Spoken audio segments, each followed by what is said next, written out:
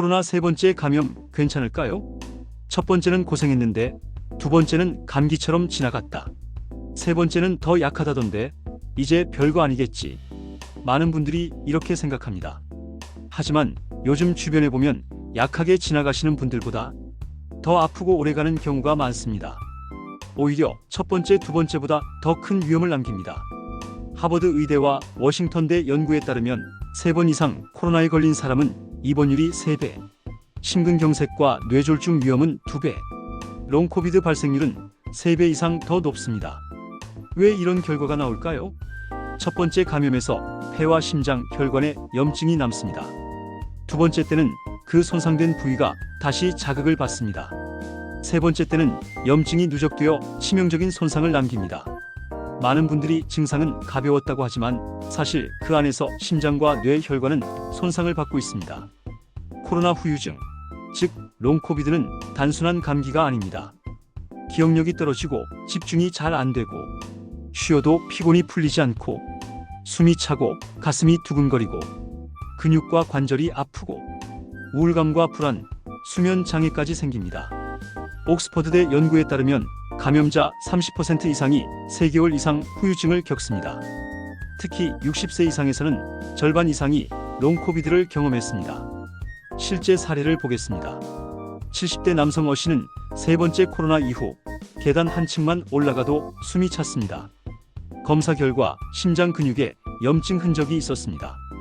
60대 여성 B씨는 세 번째 코로나 이후 약속을 잘 잊고 손주 이름도 순간적으로 헷갈렸습니다. 검사 결과 뇌혈류가 줄어 인지 기능 저하가 진행되고 있었습니다. 코로나는 단순히 호흡기만 공격하지 않습니다.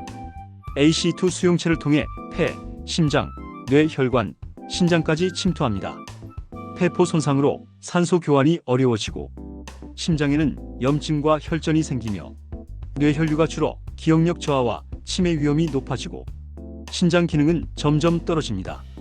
특히 시니어에게 더 위험합니다. 나이가 들수록 면역력이 떨어지고 회복 속도가 느립니다. 당뇨, 고혈압, 심장병 같은 기저질환이 있으면 위험은 훨씬 커집니다. 한 70대 어르신은 나는 두 번째도 괜찮았으니 세 번째도 괜찮다고 생각했습니다. 하지만 이후 작은 일에도 숨이 차고 기억력이 점점 떨어졌습니다. 괜찮다는 생각 뒤에 후유증이 숨어 있던 겁니다. 또 어떤 60대 여성은 세 번째는 아무렇지 않았다고 했습니다. 하지만 몇 달 후 이유 없는 두통과 우울감에 시달렸습니다. 검사 결과 뇌혈류가 감소하고 있었습니다. 그렇다면 어떻게 해야 할까요? 첫째, 백신 접종입니다. 완벽하지 않지만 중증과 사망률을 크게 줄여줍니다. 60세 이상은 추가 접종이 꼭 필요합니다. 둘째, 면역력 관리입니다. 단백질, 비타민 D, 아연을 충분히 섭취하세요. 규칙적인 수면과 매일 30분 걷기가 큰 도움이 됩니다. 셋째, 생활 위생 습관입니다. 사람 많은 곳에서는 마스크를 착용하세요. 외출 후 손을 씻고 코를 세척하세요. 스마트폰, 안경, 손은 자주 소독하세요. 넷째, 회복 관리입니다. 코로나에서 회복했어도 숨이 차거나 기억력이 떨어지거나 가슴이 두근거린다면 반드시 병원에 가셔야 합니다. 여러분, 코로나 세 번째는 절대 괜찮지 않습니다. 증상은 약할 수 있어도 손상은 더 깊습니다. 나는 두 번도 괜찮았으니 세 번째도 괜찮겠지. 이 생각이 가장 위험합니다. 건강은 한 번 잃으면 되돌릴 수 없습니다. 오늘의 작은 습관이 앞으로의 생명을 지킵니다. 코로나 세 번째, 절대 가볍게 생각하지 마세요. 예방, 관리 생활 습관이 여러분의 눈과 뇌, 그리고 생명을 지킵니다. 그리고 여러분, 이 채널에서는 건강에 꼭 필요한 정보들을 전해드립니다.